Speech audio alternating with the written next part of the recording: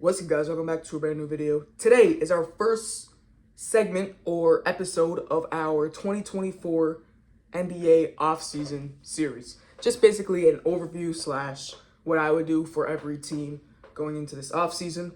Obviously, you're seeing this on what I believe is June 2nd. So the draft starts on June 26th. So I'm obviously not gonna be able to make one every day. So I think that means I'm gonna have to post multiple a day until we get to June 26th, because then that's the NBA draft. That's when we know the direction where some teams are going. First off, though, we have the Atlanta Hawks offseason. Obviously, as you can see by the title and thumbnail. Make sure to like and subscribe. Go into the description, submit your video ideas, because I promise I will do them. Comment what you think the Hawks should do this offseason. And yeah, let's get right into it. So for the Hawks, it's not been good. There was a stat earlier this season that said over the past 150 games, this team was exactly 75-75, which just tells you how stuck in purgatory they are, because they're not good enough to make a playoff run. I mean, they did it once in 2021, but haven't got past the first round since.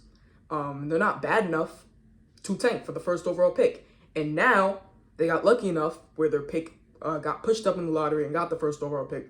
So I think it's finally time to stop being mid and hit this full retool button. Because I don't think you should trade both Trae Young and DeJounte Murray. I think you should move one of them and focus on building around one of your guards, Jalen Johnson, Alex Sarr, and look to the future for this team. Talking about Trae Young and DeJounte Murray specifically, last game they lost to the Chicago Bulls, which was surprising to a lot of people. But yeah, there was injuries on that team. I know that they had to deal with some injuries. But losing to the Bulls is really not how you wanted to start or how you wanted to end that season for the Atlanta Hawks, especially having two all-star guards.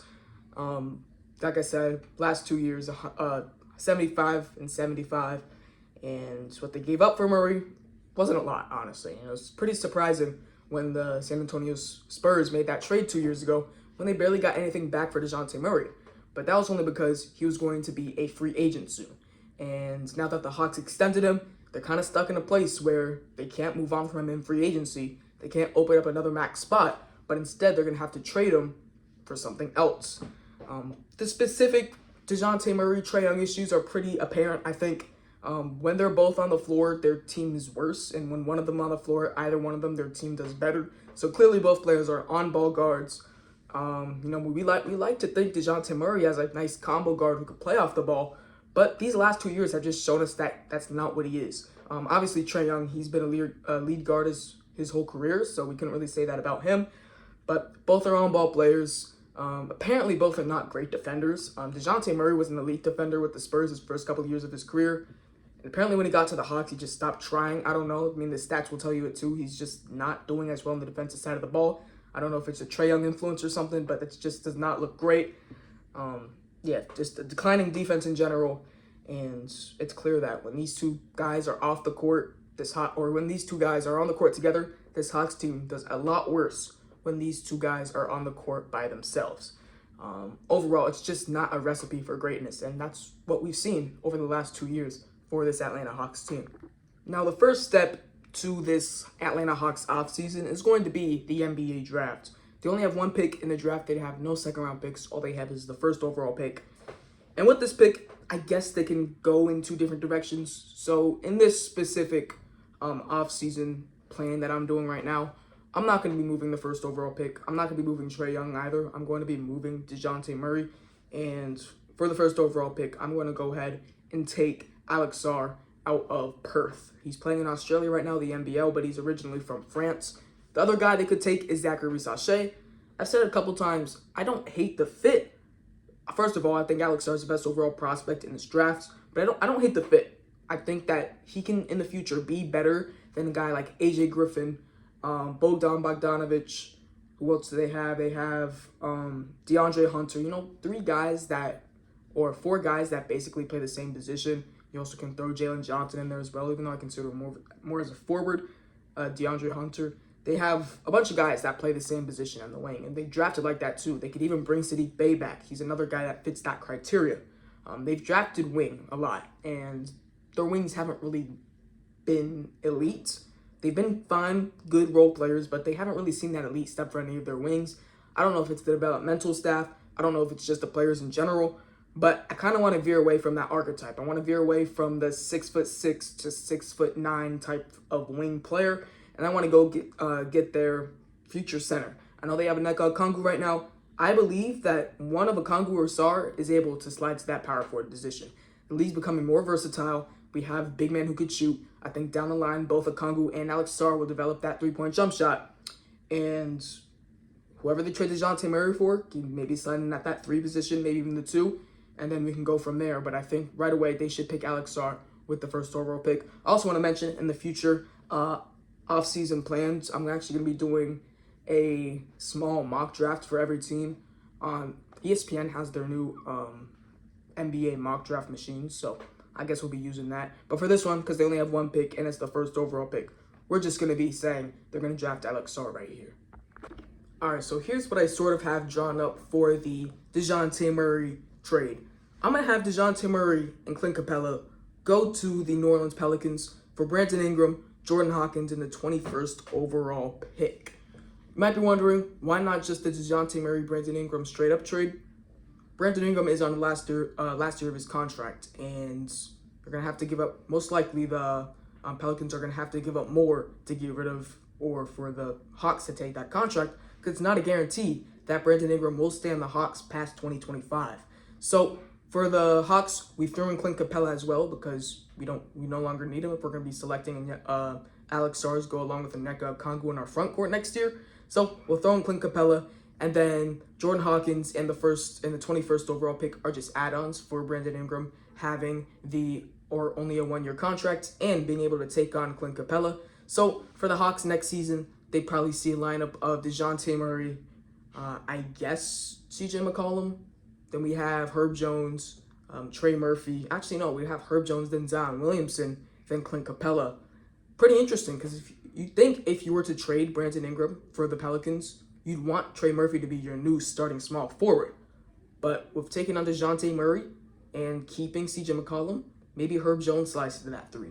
But it would definitely be interesting to see not only the Pelicans trading Brandon Ingram, but also them not starting Trey Murphy. But this is just an idea. Is it a little bit too much for DeJounte Murray and Clint Capella? Maybe, because Clint Capella is also on a 1-year deal. But the main guy in this trade is Brandon Ingram, and him only having 1 year left on his deal makes me think that the Pelicans are going to have to give up a little bit more. But this is just an idea. Make sure to comment whether or not you agree with this, whether it's lopsided, who wins this trade, who loses this trade, and just your overall opinion. I also want to mention for this trade, with the Hawks getting Jordan Hawkins, it sort of makes Bogdanovic not expendable, but you can keep it in the back of your mind that you have his replacement down the line. Bogdanovic is 31 years old, and Jordan Hawkins, I believe, is 21, 22 years old. So having Jordan Hawkins can potentially be your Bogdanovic replacement down the line, and maybe you have your future starting shooting guard here in Jordan Hawkins. So it's a couple things to think about, but I think overall it's a semi-fair trade. So I guess now with DeJounte Murray being traded and Clint Capella being traded for Brandon Ingram, Jordan Hawkins, and the 21st overall pick, we should be able to make this 21st overall pick as well. Before, I wasn't going to do it because we were only going to be making the first pick. But with us having 21, we can use this new ESPN NBA draft simulator. We took Alex Sarr at 1. We're going to see who's available at 21. Most likely going to look for maybe another guard, maybe a taller wing. Let's see who's available. So right here we have Johnny Furphy, Keyshawn George, Bub Carrington, probably 3 guys I'll look at. I think with this, Tyler Smith is also available. He could be very interesting. I think with this pick, though, I'm going to give them... that can go a lot of places. I think I'm going to go Johnny Furphy, though. Actually, maybe not Johnny Furphy. I like Keyshawn George because I think he could space out to that small forward position. But I also like Tyler Smith for that as well. Actually, I'm going to go ahead and pick Tyler Smith with this 22nd overall pick. I know they have Jalen Johnson at that power forward position right now, but Tyler Smith can be a good backup down the line. Maybe one of those guys goes to the small forward position if you lose Brandon Ingram next year. So it kind of gives you some versatility. It says that Tyler Smith had an 88% chance to be available at that pick. Makes pretty much sense. He's ranked 27th in ESPN's draft board. I think I have him a little bit higher. But yeah, I think it's a good draft. Getting Alex Sarr and Tyler Smith and also being able to trade your big in Clint Capella and obviously DeJounte Murray for another guard here in Jordan Hawkins. So it's basically like you just got 4 first-round picks in this draft class. All right, now it's time for the free agency plan. With the trade I made in giving Clint Capella and DeJounte Murray to the Pelicans, the Hawks should have about $12 million to spend in free agency and another $5 million mid-level exception. So with that money, I don't think they're going to have to use all of it. I'm going to go sign another center because we did lose Clint Capella this offseason. So signing a more veteran center who could rebound the ball as well, because Onyeka Okongwu and Alex Sarr, yes, they're good pieces, but I don't think neither of those guys are that good at rebounding. So we're actually going to sign Andre Drummond this summer. And then with our other remaining amount of money, we'll see how much Andre Drummond goes for. We're going to go ahead and sign Royce O'Neal.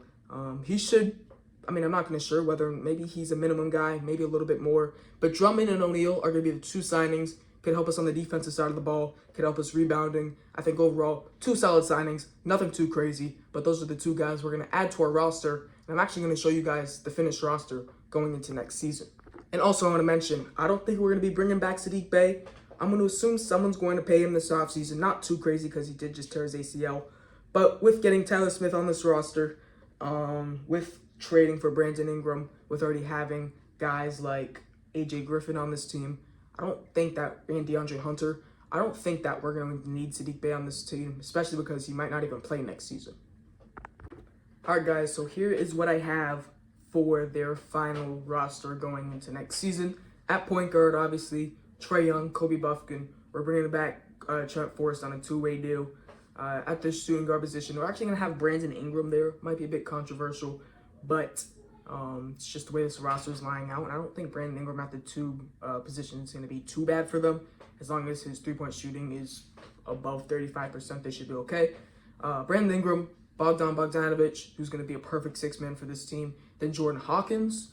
Maybe if they want to move a Bogdan Bogdanovic at the trade deadline, or maybe DeAndre Hunter, maybe a Royce O'Neal or AJ Griffin, they can free up some more minutes for Jordan Hawkins. At small forward, Jalen Johnson, simple. DeAndre Hunter backing him up. I think they could trade him this offseason, but I'm going to keep him on the team for right now. They could trade him going to next season. Vic Krejci, who I think they have to bring back 100%. He was good closing the season. And then we're going to bring back Seth Lundy on a 2-way deal.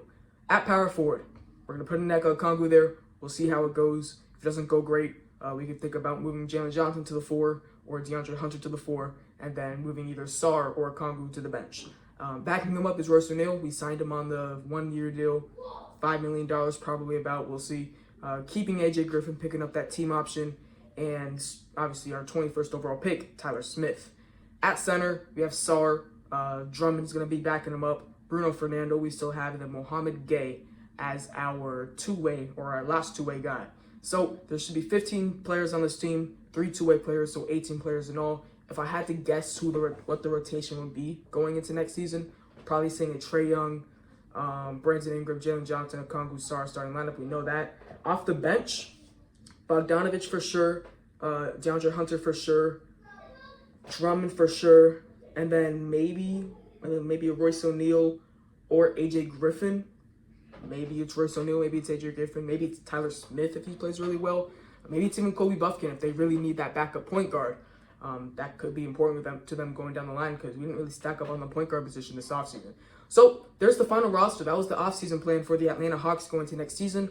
Hope you guys enjoyed it. Make sure to like and subscribe and comment down below how many wins would this team get, what seed would they be, and what's their ceiling. I think me personally, all the Hawks are worried about right now is being good enough. Being around the 5 seed, because I think the 5 seed is where they should be right now. Down the line, they have a lot of good trade pieces they could use. We have AJ Griffin. We could potentially have Tyler Smith. We drafted him. We could trade him. DeAndre Hunter's on a pretty good contract. Maybe we could flip Jordan Hawkins again. And then maybe a couple of first-round picks, and we see this team add another star. Maybe they move Onyeka Okongwu to find another star to pair alongside Jalen Johnson and Alex Sarr. There's a lot of ways this team can go, but like I said, how many wins is this team going to get? And yeah, like the video. Thanks for watching. Peace.